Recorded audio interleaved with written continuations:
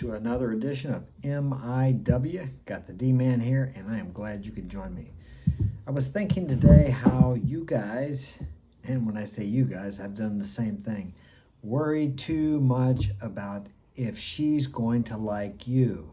Is she going to approve of me?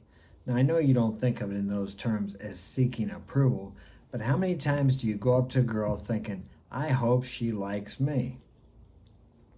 And when you go up to a girl with that mindset, you project the personality and in the body movements of a person seeking approval. She picks up on that. Women are very intuitive. So instead of going up there with that attitude, I wonder if she'll like me, go up there asking yourself, I wonder if I'll like her. I wonder what kind of a person she is. Obviously, you like the way she looks. But as I said many times before, I don't care how beautiful she is, and I've been with some beautiful women, if you get tired of their crap, I'll clean this up for YouTube, you'll leave them, or you'll push them away, or they'll leave you, or whatever. I mean, you get tired of putting up with their crap. I don't care how gorgeous they are. Now, after they leave, you may miss them, but if you can get her, you can get somebody else just as beautiful, and hey, with a better personality. Too many girls today think, well, because a lot of them can make it on the way they look. Now, you got to have some empathy for women. I've thought about this for years. As a man, your sexual market value goes up till you're about 35, and then you can maintain that. Different studies say different things. A lot of people say it drops, but it drops slowly, though. I just read a study earlier and talked about it in one of my other videos where this guy's study showed that the sexual market value of men, now it's malleable, it depends on the man. If you take care of yourself, or if you've let yourself go, you get yourself back in shape, get your money right, get your muscles, and get your game on mark, your sexual market value can maintain its level from 35, where it reaches its peak, until 60 and beyond. It drops just a little bit at 60, but once again, that depends on what kind of a person you are. Are you 50 years old and old in your head? Are you 40 years old? I met people that are 40 years old and I'm 60 that are old. I don't, for example, since I've been 50, they've been sending me AARP stuff, right? It's like, and I hear people talking about retiring, talking about the medications they take. I don't talk about that stuff because I'm not involved in that type of mentality. Now, I don't deny reality. I'm going to die someday, but I'm not dead yet. Many people are in the grave before they ever die. They're dead and buried before they're ever actually dead. So what is your mentality like? And you can change that. One time I read about this study they did. They took people in their 60s and even their 70s, okay, and before they put them in this isolated area, and they measured their body movements, their cognitive skills, all these different measurements, and their brain activity, okay, and they put them in this restricted area where they had music and signs, TV shows, everything the same as back when they were in their teens. Okay, at the end of the study, I think it was like 2-3 weeks, they measured all these cognitive tests, these muscle movements, their stretching ability, everything again, and they were much more youthful and vigorous, and they were quicker and sharper than they were when they started, just by being subjected to what they were when they were young. Now, of course, we can't go back in time. There's no fountain of youth, but you certainly can slow down the aging process mentally as an old man. I have a rapport with older women, older women, not a rapport as far as wanting to be with them, but I grew up with my grandma and I was really close to her, so I can be friends with older women. And I've met a lot of older women, spent a lot of time talking to them. There's a lot of wisdom there, okay? And I've met some that are 76, older, and they're just they're so fun to talk to. This one woman I'm thinking about, her name was Dorothy Dunnard. She helped me out a lot years ago when I was going through something. Everybody stopped by her house. She had 2 kids, and there was always somebody there. She was so youthful. You'd come in, she'd get up and want to give you cookies or make you something to eat, and she'd just talk and she would listen. Now, she had a cousin that was about the same age, and I did some work for her also. And she was grumpy. I never stopped by there to see her just to see her, but I stopped by and seen Dorothy a lot. And there was always people at Dorothy's, but this other woman, nobody ever stopped by there. Even her kids didn't come to see her. Now she wasn't mean or anything, but she just had an old time spirit and complained, and it just was different. So what I'm saying is, this woman that was 76, her mentality was not that of a normal or the herd mentality of a 76-year-old person. Okay, so she didn't appear to be that old either because of her personality. It goes back to what I say all the time. What you are speaks so loudly, I can't hear what you're saying. Think about that. You don't have to say a word. Your presence, the way you carry yourself, the way you look at people, the sparkle in your eye, you don't have to lose that. You can maintain that sparkle in your eye until you die. I met a guy in Guatemala when I lived there. He was about 60. His name was John. He was a sailor.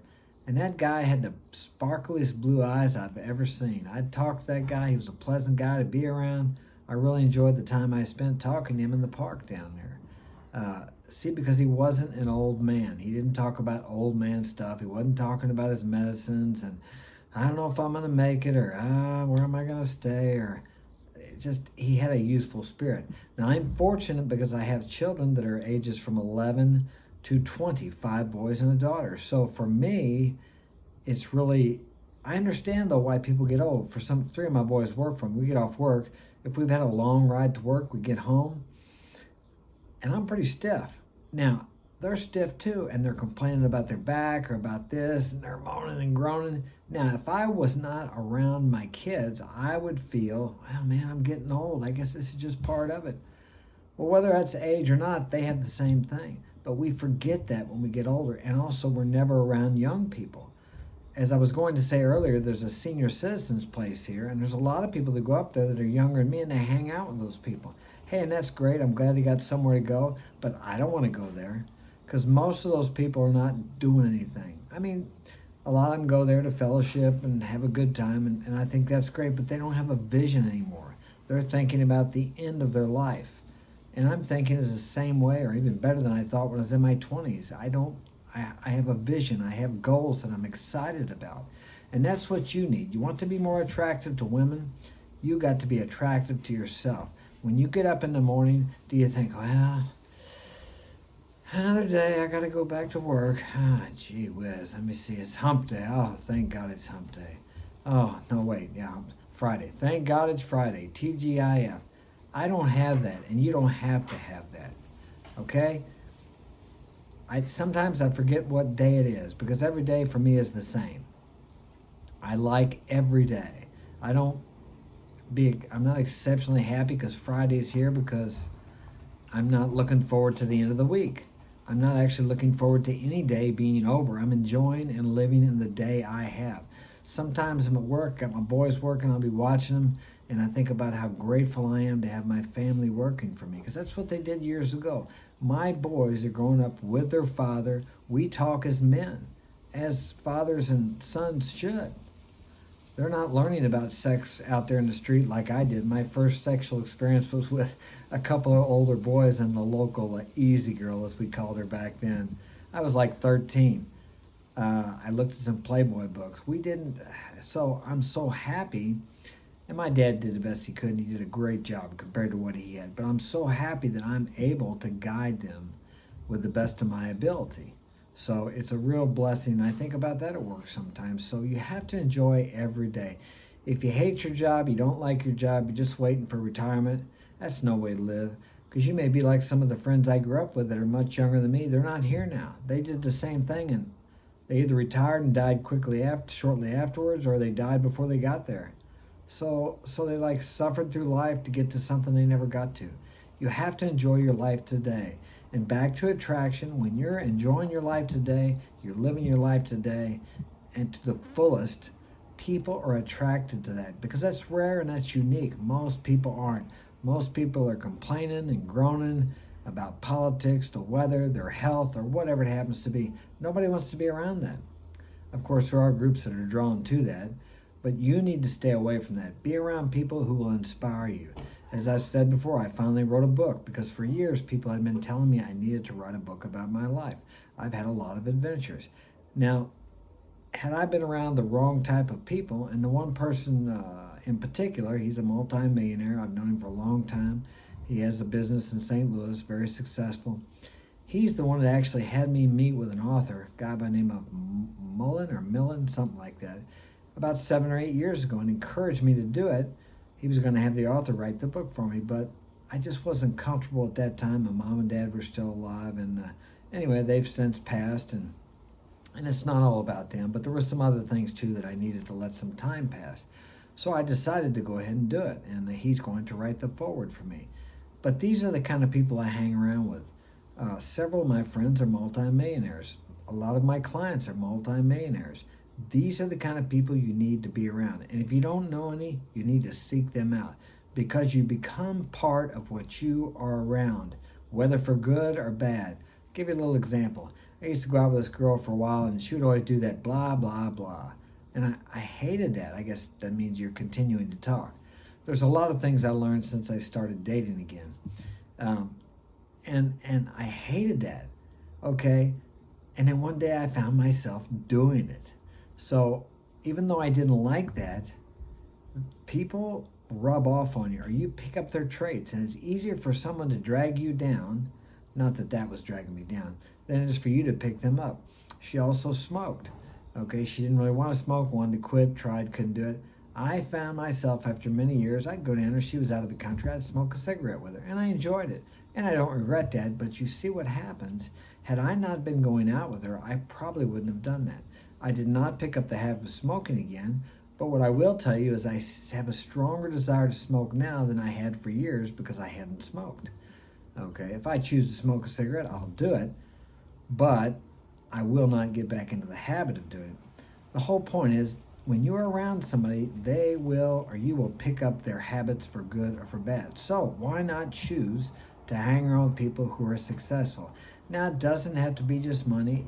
If you're not interested in a high financial success, then find people who are doing and being what you want to do and be, and spend time with those people. You will be the average, or you will have the average income of your 5 closest friends. So think about that next time you're around somebody. And the people that are negative and are cutting you down, or when you have an idea, they tell you how it won't work, they give you all the ways it won't work, you need to cut those people out of your life because you're not helping them and you're certainly not helping yourself. Thank you. If this has been of value to you, smash that like button right now, subscribe, share it with a friend, and if you'd like to get my help personally, you can contact me at marksinspirationalguidance@gmail.com. Thank you.